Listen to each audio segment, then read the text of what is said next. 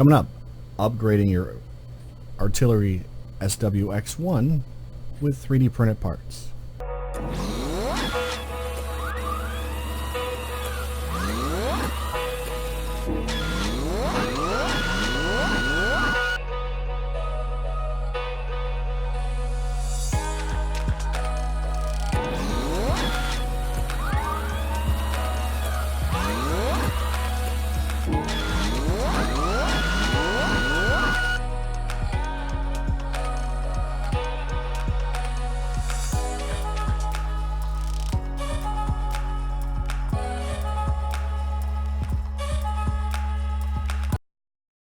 Hey everyone, Sgt.Taz here, and today I'm going to go over some of the things that I thought were great to print up to make the X1, which I can't point to because I'm slow, or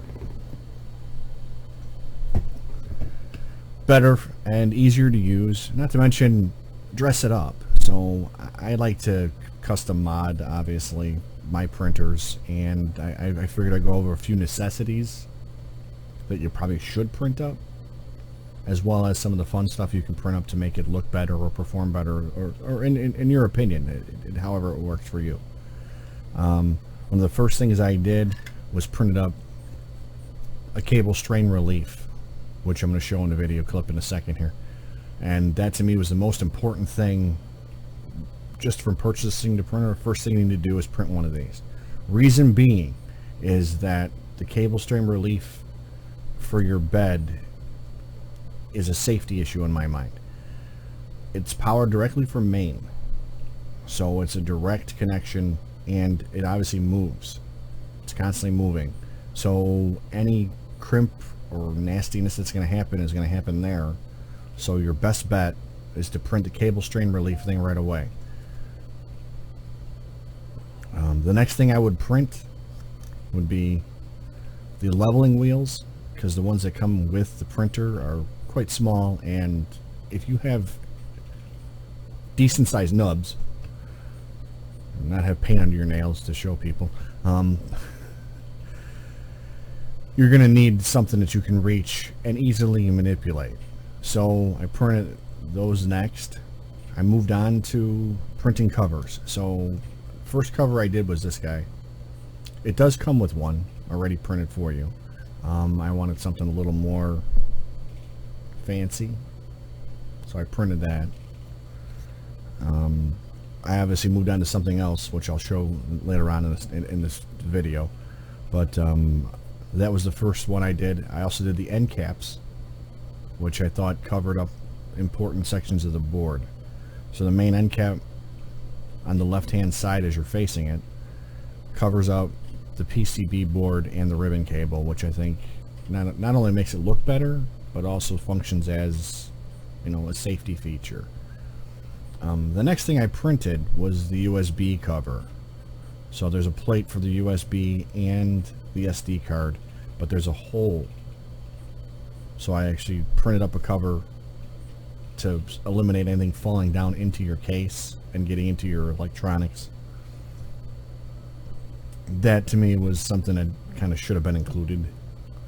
I also printed up a USB cover for the USB side of the printer, which is on your right hand side as you're facing it. That eliminates another hole or possibly something can get in, plus it makes it look neater. The other biggie I did was a strain relief, more or less, cable to keep your ribbon tied back against the frame so it wouldn't pop out and catch the base as it's rocking back and forth and printing. I've seen a few people have that issue, so I printed that as well. Kept the ribbon cable out of the way. It also keeps it secure, in my opinion. So that's another one I'd go with. Now, what I did, I don't see a lot of people doing, which is kind of odd to me, is I printed up channels for the extrusions. Now, the reason being is when you're printing, and you're not always going to have a successful print, you're not always going to have filament staying where you want it to. It's going to come off the plate. It's going to fall onto stuff. If it falls into those channels, it's a real pain to get them out. So I printed up for the channels, not only just to be decorative, but it actually serves a purpose and keeps all your materials out of your extrusions and gumming up your works more or less, because eventually the bigger piece is going to get cut somewhere, get stuck in a belt, what have you. So I printed those up to, so when I decided to clean up with a brush, it comes right off, goes right in my garbage pail. I don't have to worry about getting stuck in the printer or little crevices. I also printed a USB cap, which I designed. Like I said, all the links are going to be below. Take a look. I didn't like the fact, I don't use the USB that often, or the SD card. So I go directly from Octoprint. So that's why I can cover my LCD all the time. That's why I have a cap for the USB. I don't want nothing getting in there or wrecking electronics. In case I really want to use it for something, I can go right to it and pop the cap off and put my USB right in there. When it's not in use, it's not getting damaged, which I think is important. The next one I did was for the actual spool holder.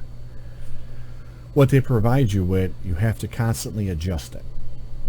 So if you have a different size spool, you're going to be out back there playing with bolts, unscrewing things, and this actually eliminates that problem. These two little prints print up fast. You put them on the existing bearings that you have with the kit already. You just remove two of them on each side, put it together, and then you have a nice roller where you can set your roll of filament on. The other thing that goes along with that is the filament guide. It actually brings out your filament detection sensor. It brings it out a little bit further, so it's not binding in the back closer to the rail. It gives you a little bit more room to work with. What else did I use? Let's see. Oh yeah, I made fan grates for the side case because I didn't like using these guys. You know, it's okay. I mean, at least they give you a fan cover, but I don't know, it isn't classy enough. So I went and made this guy here, which the link will be below, and you can print it up. I wouldn't recommend putting this on your hot end at all. It's too thick, and your bolts ain't gonna be long enough. So I left the original stock one actually on the cooling fan. So you're not going to see it anyways. It's off on the side, so it's not like directly visible to you.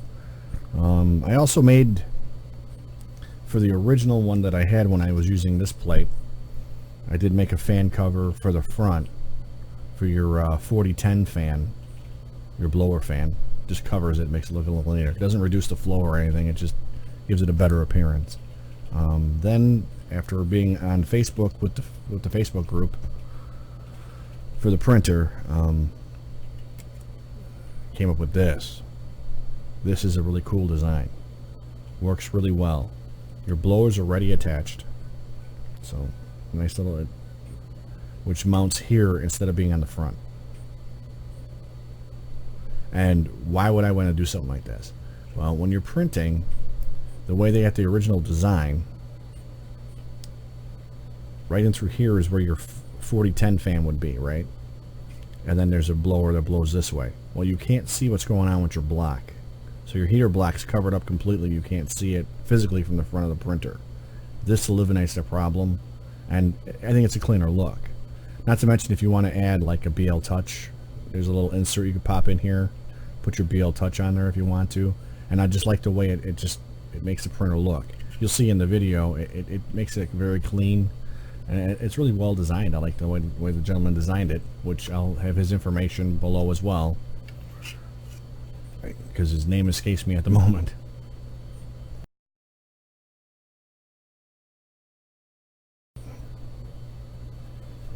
I mean, it's personal preference. Like I said, the main things I would get done would be your cable strain relief.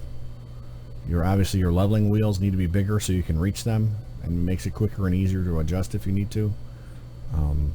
The other major one for me is keeping that ribbon cable secure against your tower, because if it catches that, your printer doesn't work at all. It just knocks everything out. If the 30-pin cable gets messed up, your printer's not going to work. So that would be one thing I would definitely put in, and make sure the ribbons are all safe and secure, where they're out of the way, not getting bound or bent or what have you.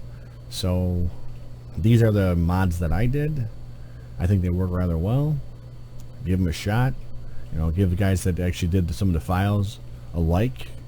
Show them you appreciate that they're, you know, sharing their files with you. I hope it was informative, and give me a like and subscribe. I'd appreciate it. See ya.